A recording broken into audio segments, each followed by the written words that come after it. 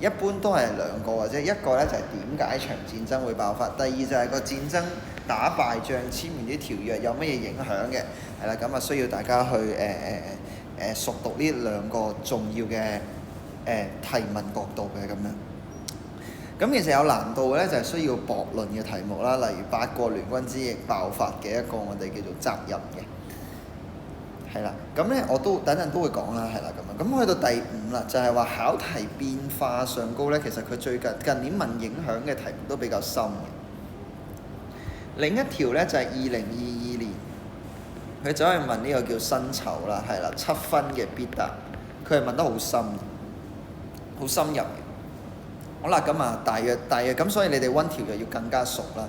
同埋你最好就係溫書嘅時候，將嗰啲條約係自己做一個推論啊，或者係話佢呢個條約嘅運作嘅方式啦，或者係佢後續嘅一啲影響咧，去整成一啲段落係畀自己去溫習嘅，係啦咁樣。咁樣你先可以喺當有一啲叫做 criteria 係啦，有一啲相呢個乜乜條約嘅一個乜乜乜影響係啦，咁佢多數會同你講乜乜乜影響，然後你就要喺條約度揾翻相應嘅條款係會導致呢一個影響係啦，咁啊希望你哋明白而家嗰個玩法啦，係啦咁樣。咁咧呢一度我哋處理完咗之後咧，咁我哋就你哋可以特別留意下呢兩個南京條約、虎門條約、馬關條約。另外南京條約簽完之後，仲有美國人同埋法國人簽嘅望夏同黃埔條約咧，你哋都可以特別留意下嘅，係啦，望夏、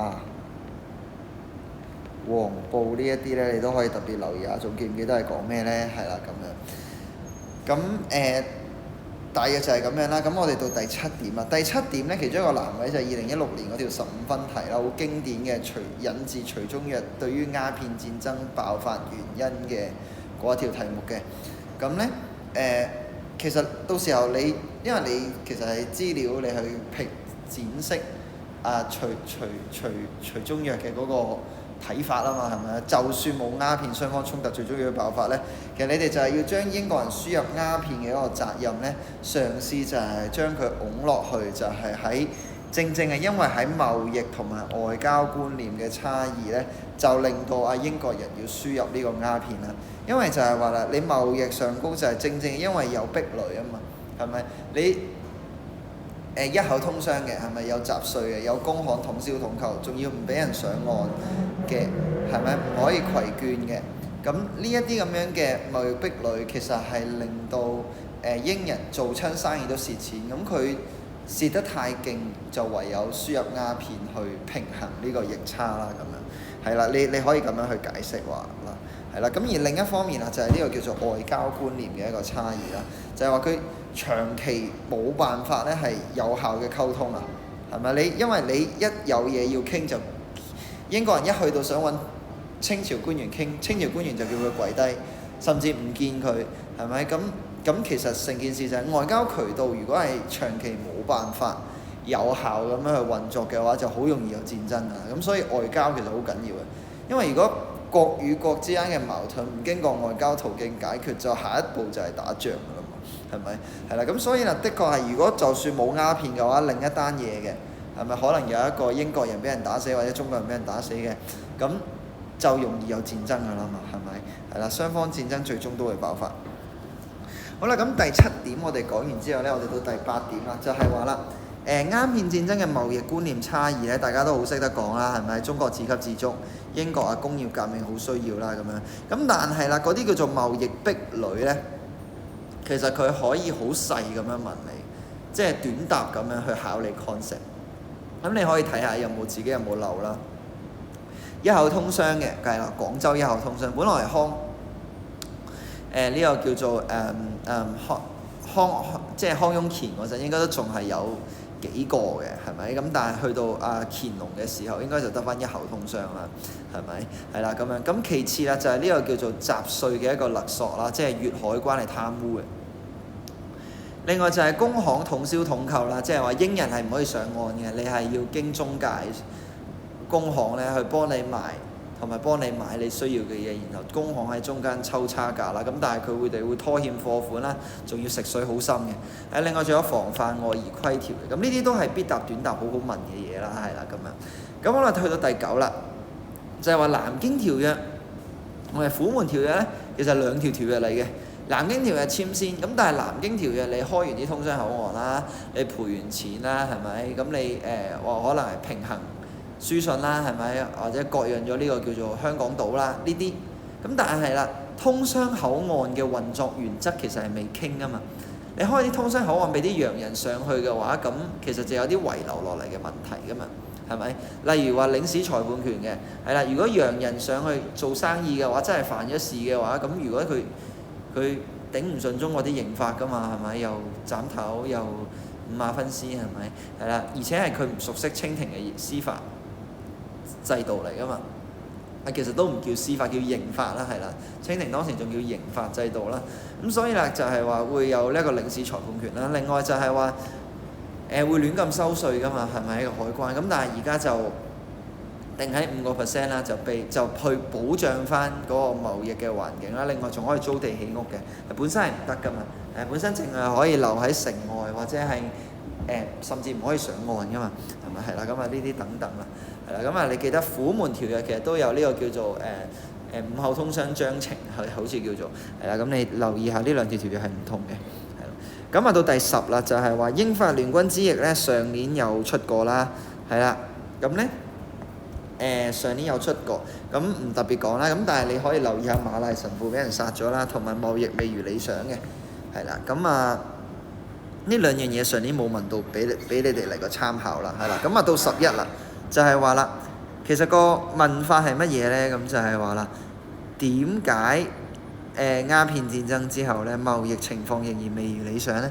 因為你個市場大咗，你嗰啲關稅唔公平嘅嘢都冇咗，但係你都仲係未如理想，咁其實係好唔合理嘅成件事，係啦。咁跟住到第12啦，就係話甲午戰爭咧係主要有4個考點啦。咁第一個咧就係呢一個我哋叫做戰敗嘅原因啦，係啦咁樣。咁啊第二咧就係戰敗嘅影響啦。第3就係地圖題嘅，係啦，即係台灣啊、澎湖列島啊、遼東半島啊，嗰一啲地方嘅位置啦，係咪？打仗嘅話就威海衛喺邊啊？黃海喺邊度啊？係啦，咁樣朝鮮喺邊度啊？咁然後割讓咗嘅通商口岸嘅話就係蘇州啊、杭州啊、沙市啊同埋重慶呢一啲嘅。咁另外咧就係第4就係要害位咧，就係馬關條約之後嘅政局，就係話馬關條約、三國干涉還遼、中俄盟約、瓜分抗戰、門戶開放條例，呢啲都係一啲我哋叫時序性好強嘅一啲題目嚟嘅，係啦。咁所以大家要小心啦，係啦。咁啊，到底三國干涉還遼係講啲咩咧？就係話啦，當呢個叫馬關條約簽咗，就係中國割讓遼東半島俾日本嘅時候咧，俄國咧就覺得威脅到佢利益啦，係啦，因為俄國想修鐵路㗎嘛，條東清鐵路想收到遼東半島，咁而家日本割咗嘅話，咁即係迎頭相撞啦，係啦，俄國日本嘅利益迎頭相撞啦，喺中國嘅東北，咁所以就干涉還遼嘅，咁啊同咗法國同埋呢個叫做德國一齊啊嘛，係咪？咁啊另一方面咧就係呢個叫中俄盟約啦，咁啊三國干涉還遼之後，清廷啲就有親俄派嘅出現啦，覺得可以聯俄制日，咁於是就趁住沙皇生日派李鴻章過去簽㗎啦，咁就係將東北係嘅鐵路啊、港口啊同埋一啲礦產嘅經營權咧，係同俄國係分享嘅咁樣。咁喺呢件事情發生咗之後，就開始咗列強瓜分啦。點解咧？就係因為似乎英國人咧係睇住俄國人喺東北嘅嗰個動向咧，應該係推斷咗清廷同埋俄國應該簽咗啲密約啦，係啦。咁所以所有列強都唔執輸，就紛紛喺清廷喺中國嗰度就瓜分一啲沿海地區嘅一啲港口啦，係啦。咁啊，美國就於是就因為佢當時就打緊仗，當時佢打緊呢個叫做美西戰爭，咁於是唔得閒去瓜分或者遲咗參與中國嘅市場啦。咁於是啦，就係唯有咧，就係喺呢個提出咗一樣嘢，就係話一體均沾，係啊，即係在華利益，所有列強應該係一體均沾，係啦，就係話唔好排斥其他國家嘅貨物進入自己嘅勢力範圍，係啦，咁呢個就叫門戶開放啦。咁亦都要尊重翻中國嘅領土主權，係啦。咁呢一堆 concept 咧，係啦，咁啊同埋次序唔該大家講熟啲，係啊。咁呢度我打粒星啦，係啦咁樣。咁好啦，第13啦，就係話馬關條約嘅要害之處咧，就係國際形勢嘅一個變化啦，同埋經濟影響嘅，或者你話領土主權啊。OK， 咁啊領土主權其實係想講啲咩？就係話你割咗台灣澎湖列島啊嘛，係咪？咁其實咁樣咧係令到清廷咧係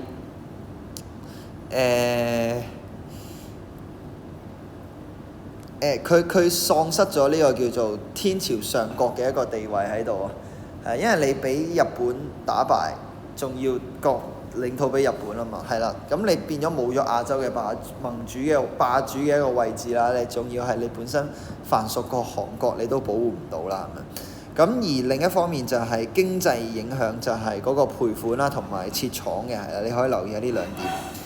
好啦，咁啊去到第14點啦，就係呢個叫八國聯軍之役，主要有兩個考點啦。咁就係戰爭爆發嘅原因啦。咁其實你係要分兩個立場嘅，係啦。咁啊第一個係列強入侵，係第二個係清廷腐敗啦，係啦咁樣。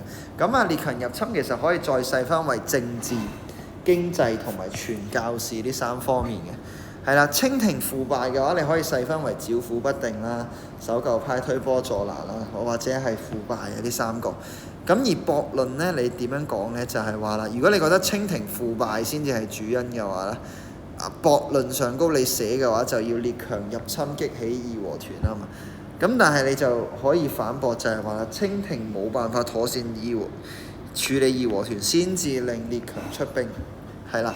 跟住你舉另一個例子就係太平天國嘅時候咧，清廷保護洋人嘅利益咧，就獲得咗洋人嘅幫助啊嘛。